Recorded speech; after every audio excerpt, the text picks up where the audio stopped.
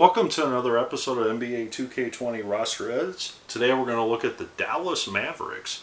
Well, the Dallas Mavericks, again, an expansion franchise that wasn't in the league in the deep history like some of the original teams like the Celtics and the Knicks, etc.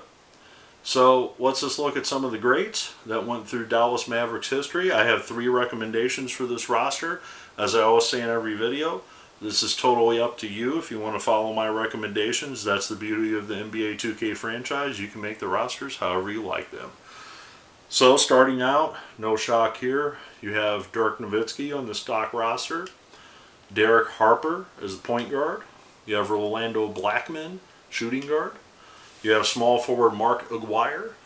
You have Jamal Mashburn, another small forward. You have another shooting guard in Jim Jackson.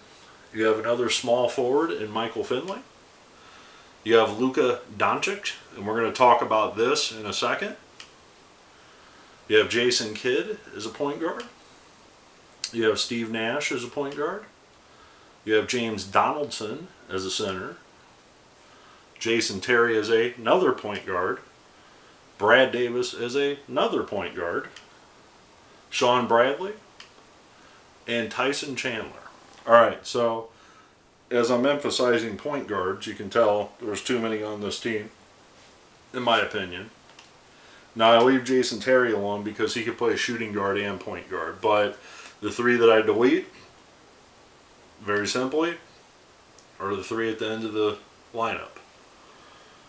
Brad Davis, Shawn Bradley, and Tyson Chandler. And Bradley, I almost didn't delete, to be honest with you, because he is an all-time block shots person. And a lot of people like to rat on Shawn Bradley, but he actually was a pretty good player for a little while in comparison to what the Dallas Mavericks have had in years past. So I chose not to keep him on the roster, but he is a pretty good player that the Mavericks saw in their franchise. So let's see if you agree with my choices. Alright, so the first thing that I do on this roster is I upgrade Jason Kidd's numbers a little bit. I feel that he was a little underranked on the Mavericks. He's higher ranked on the other teams that he's on, like the Brooklyn Nets. But I wanted to move him up just a smidge to make him my starting point guard. Now, the next thing that I want to bring up that I highly recommend, because this just does not make sense to me, even with all the updates that NBA 2K20 has done, this is the Luka Dončić that is on the current Dallas Mavericks roster, which has a higher ranking than the one that's on the all-time roster. So I don't get that. So my first recommendation is trade this Luka Dončić from the current Mavericks for the Luka Dončić on the all-time Mavericks team, and you have a higher ranking Luka on your team then at 96. So I put him at the shooting guard position, even though he technically is kind of a small forward, but he plays shooting guard and small forward, because I have Mark Aguirre at the starting small forward position. Mark Aguirre was a great player for the Mavericks for many years before he moved on to play for the Detroit Pistons on the Bad Boys teams. So I feel that he needs to be the starting small forward.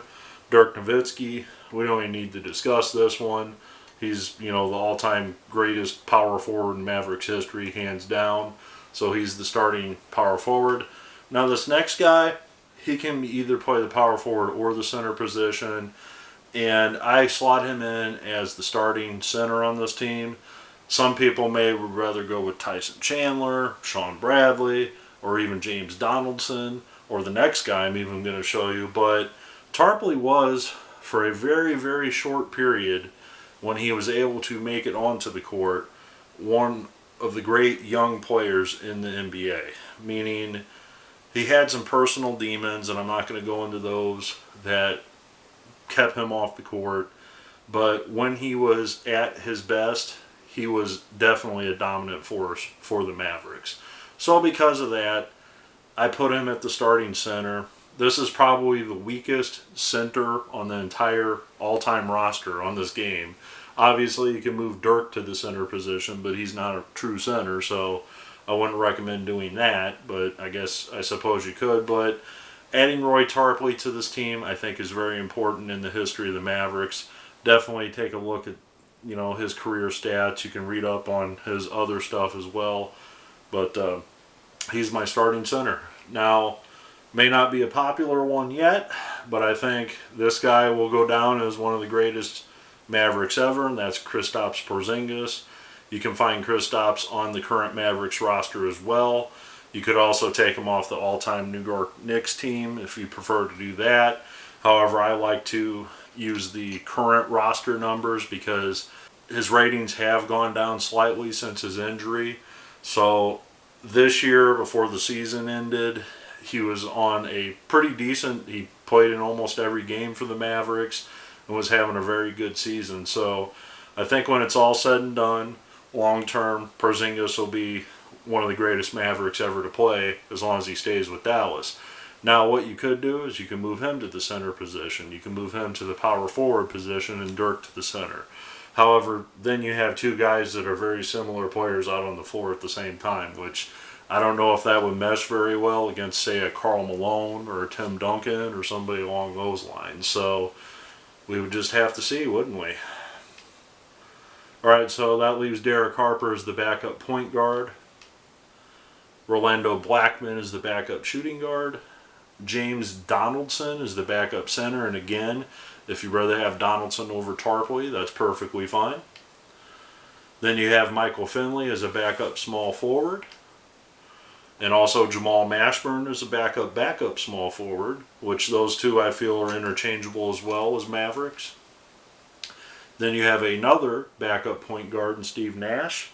I put Nash a little bit farther down on the list because he was good with the Mavericks, but he wasn't an MVP with the Mavericks. But definitely a good player, makes the team. Then the 13th man on the roster doesn't get a lot of minutes, Jimmy Jackson.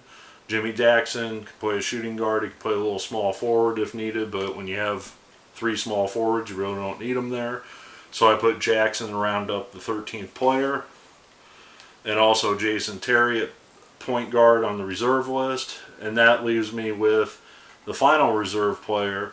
And between Jackson and Perkins, I go back and forth, and I might recommend you doing the same, and that's Sam Perkins.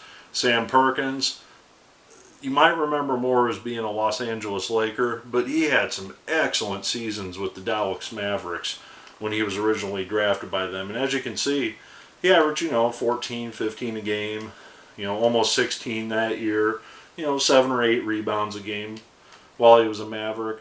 And he can play both the power forward and the center position. So you could even argue that this guy could be the starting center on this team. And it really surprises me that he's not already on the all-time Mavericks roster. He's on the game elsewhere, so I just don't understand why they don't consider him an all-time Dallas Maverick, but I do. So who coaches this team?